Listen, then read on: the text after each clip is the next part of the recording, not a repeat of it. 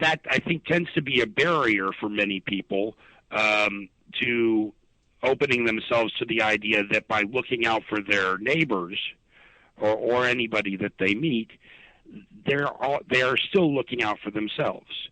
And so because we've got that instinct that it often holds us back, it takes a continued effort to turn it into a habit where you're just reflexively looking around whenever you're out in the world.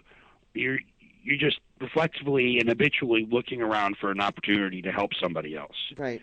And once you do that, once you develop that habit, it is so huge. Yeah, absolutely. The rewards are just so great. Not only for the people that you help, but for yourself. Now, the title of your book, guys, we've been talking about the book, Open Your Heart to the Magic of Love. Why do we call this the magic of love? Because it's almost mystical. It's hard to it seems to defy explanation. I mean, it's not something that can be scientifically quantified or observed or measured. But specifically, the magic of love is happiness. Mm-hmm. And so what Dr. Savage really is trying to say is that if you open your heart to love, you'll become happy. Happiness. He's asking people to open their hearts to happiness. Mm-hmm. Mm-hmm. And we need that. So many people are of a martyr, type of mindset lately, and we need to know that there's, I don't know, to use your word, magic out there that will bring about a change in just our own perception of where our life is right now. And we need that today. Oh, absolutely. Yeah, this is I'm really enjoying this interview because you're making me think, and I'll tell you, to be honest, Eli, I teach metaphysical principles, spiritual principles, and I like the fact that you have made this so simple. You and Dr. Savage, you have made this so simple. And well, it really is. I mean, on a basic level, there's endless complexity that you can find in it if you look. But mm-hmm. if you don't want to look, or maybe you don't have the time to look, you don't need to. It's really simple. If you help other people, you'll be happy.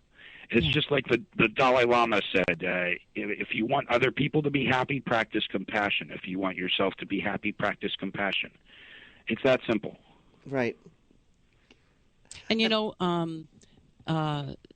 I have a magazine that I own and produce each month, and there was an article that a lady put out regarding the loss of her beloved pet.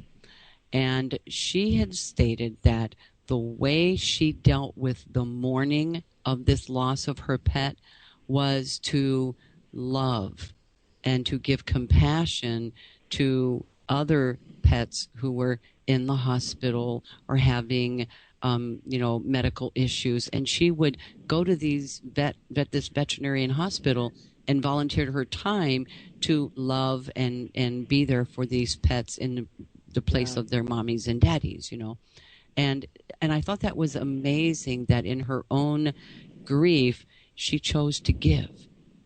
And she Absolutely. There's a lot. I mean, it's often hard to. I mean, it's easy to say that there's a purpose for everything that happens, even if you don't know it. But it's often really hard to feel that there's any sort of rhyme or reason when dealing with senseless tragedies like the death of a pet or the death of your sister or the death of a child. It's unfathomable that there could be a a purpose for that, but I think that a lot of times, perhaps even most times, if somebody's not crippled by the tragedy that they endure, the result is that person becomes more capable of connecting with others, and whether they're other people who have suffered similar tragedy or other animals who need somebody to rescue them. And so if there is a purpose to senseless tragedy, perhaps it is that it enables the person who suffers it to then go out and increase the happiness of other people. Mm-hmm, mm-hmm. And I've given that guidance to countless others who, in their loss, I've encouraged them, start a group, start a counseling group, just a group of people who get together and talk about their experiences and help one another to heal. And that seems to be, a lot about what your book is encouraging is, I don't get that there's anything selfish to this book, except that it is directed at what you can do for yourself. Right. But what you do for yourself, you're doing for others. Exactly. That's how I said that. I know it's right in my brain. I just can't seem to get the words out. Well, what I've said is, or what I think is that to some degree, even if your motivation for helping other people is entirely selfish, and you're even if you only set out to do it because you want to make yourself happy, I say that's fine. If that works for you, more power to you. Either way, you're doing good things for other people. Right. I love this quote that he has in the book, and I'm going to go ahead and read this quote, then we're going to take a quick break, and then we'll come back. I love this quote from him. It says, as an answer to the usual skepticism, Dr. Chavez lays out several chapters of the possible impossible, miracles that surround us at all times, miracles that are ultimately everything. He explores the medical, scientific, and cultural miracles that inform his premise that all things are, at their core, sacred. He says, I felt humbled in the company of God, using the belief but dazzling facts. He reveals the magnificent complexity of things, his own body included. Because I don't think what we have mentioned yet is that he has gone through his own medical crises through all of this. And he's still helping people. And even as sick as he has been, and the crisis that he's gone through, he continues to help people in spite of it. He's not given up. This man is incredible. It's true. I've never known a more compassionate or loving person in my life, and that's why my 3-day temp assignment has now lasted for 15 years. Wow. And what's cool too is that, again, he says in the book, he says he does not insist that any reader share his belief. The important thing is, it is not what we observe as a religion, but that we act as though everything matters, because it does. The key to happiness, he asserts, is to live life in a sacred way and to share the gifts of your life with other people. That's the foundation right there that we have to live by, and that so many people don't live by. That's a great review. What are you reading from? I'm reading from the book review. I don't have that review in front of me. I do.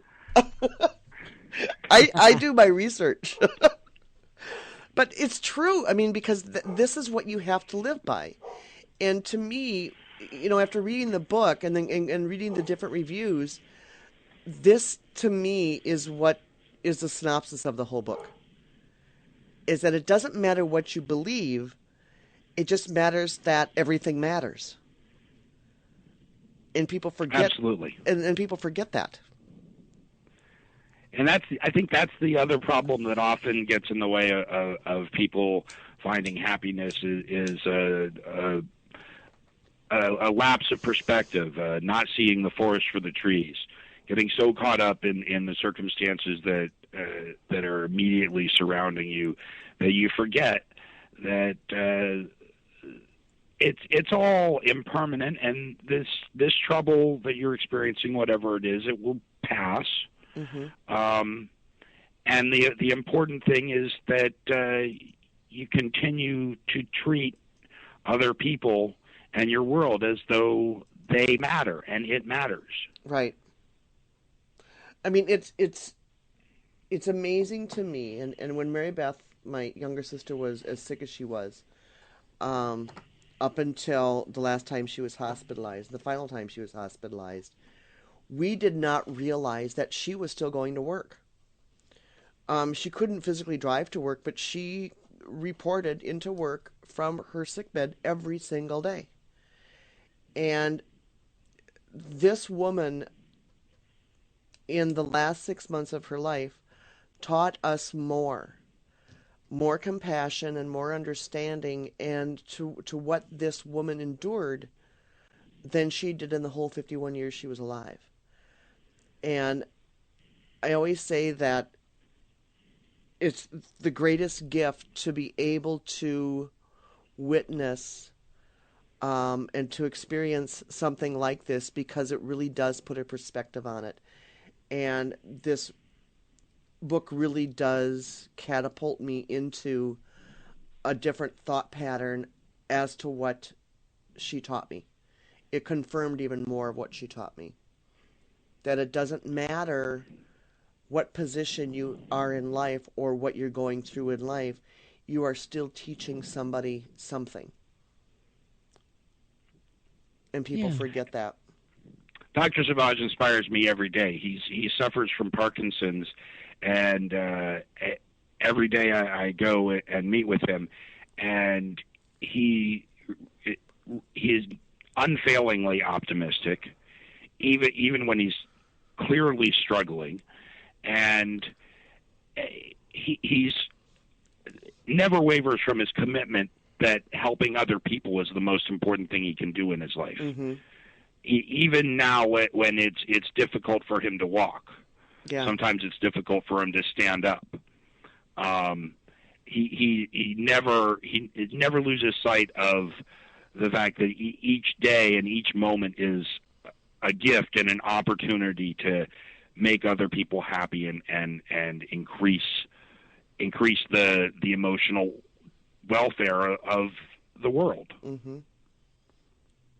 It's the best example I could possibly have. I'm so grateful that I get to work with him. Yeah, I couldn't imagine. I mean, how inspirational has that got to be? The whole thing to me is so timely and so incredibly poignant, because we do forget. We get to this place in our lives where, we live in our homes, we live within our four walls, and many of us play on the internet, but we're not interacting with a human being. We're not teaching each other the way we should be teaching each other. And we're not inspiring people, especially our young people, the way we need to inspire. And just by the acts of what he is doing with his career, with his medical practice, and with this book, this man continues to teach thousands and continues to teach his patients, because he's leaving a legacy of this is how you are. What a beautiful legacy. It's an amazing book. I don't normally do this, but what I'm going to do for this show, because I think this book is so important, is the first person who sends me an email, I will go ahead and gift them this book. So you can send me an email to spookyzeta@hotmail.com. And the book is called Open Your Hearts, The Magic of Love. And I will go ahead and gift this book to you. I haven't marked it up, I promise. But I think it is an important book to read, and I think it's an important message to get out. And excuse me, Zeta, I agree with you totally. Why don't you make it the first 5 people to email you? I'll send you a few copies. Oh, Well, perfect. So the first 5. What's your email again? I'm gonna.